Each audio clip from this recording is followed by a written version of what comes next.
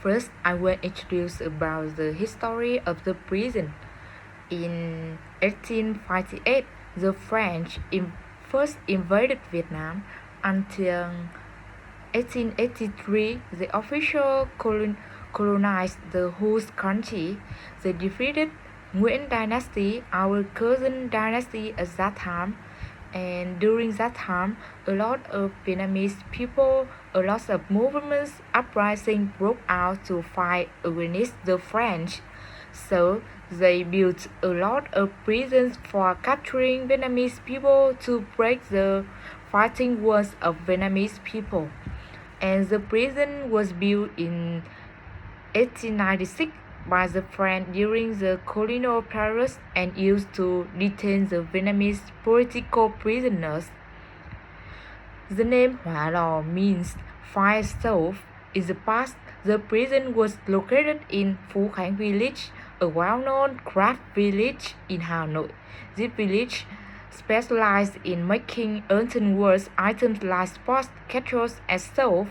And later, when the French built the prison on this street, it was named Hoa Lo Prison, taking the name from the location, not because of the prison itself. And you see, the prison was located near the courts and secret agents' official office to make an uninterrupted legal system to support their ruling. And to build the prison, the French evacuated 48 households from Phu Khánh village and demolished religious and cultural structures such as communal house and pagoda. And it became one of the largest with a high security prison in Indochina.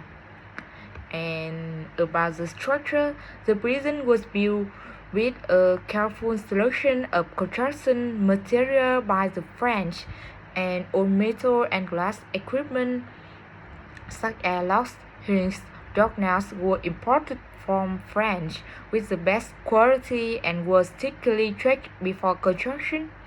And the French was east and south certified, thinking Hoa Lo prison could be nobody in, nobody out, and even an ant could not get through it. And according to the dry approved by the French in 1896, the prison has several construction works: a house used for guarding, two for a house station, one for the charity hospital, two for holding arrests, and one for the workshops, and five for the prisoners. And the detention rooms were built with the same designs, having the four-side roof and solid brickwork, painted gray, and with a few very small windows near the roof, making the rooms very dark and stuffy. And the walls surrounding it were slightly built with stones 4 meters high with 1.5 meters thick, and the top of the walls was planted with the sharp broken glasses and wire with high voltage electric grid to prevent inmates from escape. And there was a 2-meter wide corridor separating the walls, and the brick and was used for patrols by prisoner guards. For watchtower was built in the four corners of the prison, where guards could observe, watch inner and outer parts of the prison. So, how was the Vietnamese political prisoner treated? The French colonists used many brutal and inhuman forms of torture against patriotic and revolutionary prisoners such as sack, gibbs, solitary confinement, and deep roots. The prison guards were curling coral and rust. Prison was struck, beaten, locked in dark rooms, captured, fed poorly, and forced to do hard labor. And the most barbaric crime was execution by guillotine.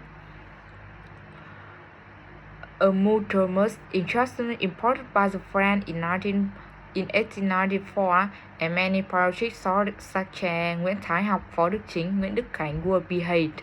Their heads was hung in public places for display, and although food ration was regulated, corrupted with supplies to provide spoiled meals, mold rice, worm rice, fish, tossed buffalo meat, and rotten vegetables. Prisoners had no utensils and had no craft themselves. Poor sanitation and nutrition led to diseases like beriberi, typhus, malaria. Were unable to cope with their illness. Let's now take a look at the cartouche. It was used to punish prisoners who disobeyed rules. Conditions here were horrific. Prisoners had to eat, sleep, and use the toilet in the same small space, lying in a position with their legs higher than their heads, causing headache, dizziness, slowing, and sometimes long-term damage. And one of Vietnam's great revolutionary leaders, Trường Trinh, was one imprisoned here. And despite the extra-cruelty, the spirit of resistance remained strong. Prisoners organized hunger strikes, educated one another, and tried to escape, and there were several notable escapes, especially in 1932, 1945, and 1951, and especially in 1945, 100 prisoners escaped successfully through a large sewer tunnel. But in 1951, the French had made a sewer smaller, and only five out of 16 managed to escape. The brave escape allowed revolutionaries to return the fight. Many later became leaders of Communist Party and the government. And about the Vietnam War in 1964, because of the Gulf of Tonkin incident, America started bombing of the north of Vietnam. They wanted to cut the supplies from the north to the south of Vietnam. They dropped a lot of chemicals, herbicides, defoliants, orange agents. They dropped 1 million tons of chemicals to our lands to Johnson Charles. But we still keep fighting, and at the end, Americans couldn't stop it. They knew that they couldn't cut the supply, so what did they do? They wanted to destroy the north of Vietnam. They wanted to bomb Hanoi, because they believed that if they could destroy the north of Vietnam surrendered, and they could defeat the organization in the south of Vietnam. They bombed the north of Vietnam from 1964 to 1973, and the climax was the 12 days and nights. They mobilized B-42 bombers, the most advanced bombers at that time, and even today, B-45 is still one of the most dangerous bombers in the world. And they mobilized around 200 to 300 B-45 bombers to bomb the north of Vietnam. They believed that they could bring Vietnam back to the stone ways just by bombing. Throughout the war, they dropped more than 6 million tons of bombs to Vietnam, more than double the total amount of bombs that the whole was dropped in the Second World War. They believed that when they came to Vietnam, Vietnam couldn't do anything. But they didn't know that Vietnamese people, Ho Chi Minh in 1967, just 6 years earlier, Ho Chi Minh predicted that America would drop bombs using B-45 sometimes, so we had some preparation from 6 years earlier. We sent a lot of engineers to Soviet Union, and even in Vietnam, we had engineers and scientists. We had a group. We started how to conquer that, how to neutralize B-45 bomber, and we had the way already. And so when America came here, American B-52 bomber pilots didn't expect that. They couldn't imagine that they would have been shot down in Hanoi.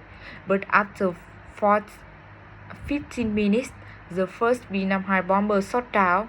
They were shocked with that. And during that, there were 82 American aircrafts were shot down here with 31 B-45 bombers, the biggest ever B-45 bombers shot down. And how was the American pilots treated? The prison was used to house American pilots who were shot down and captured. They called it the Hanoi Hilton. And unlike the Vietnamese were treated during the French rule, the American pilots were kept in a better condition. They were provided with food, medical care, and allowed to write letters and playing